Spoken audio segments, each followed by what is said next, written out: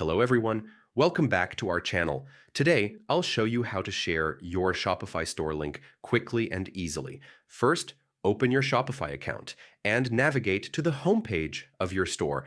This is where all the magic begins and serves as your command center for accessing different store features.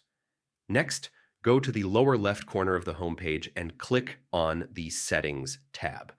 This menu gives you access to all your store's settings and options. After that, select the Domains option from the left-hand menu. This is where all the domains associated with your Shopify store are managed.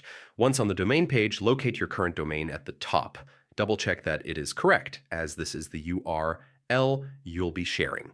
Highlight the domain and copy it using your keyboard shortcut Control+C on Windows or Command+C on Mac. And that's it. You've successfully copied your Shopify store link and it's ready to share on social media with customers or friends. Thanks for watching. Don't forget to subscribe to our channel and I'll see you in the next video.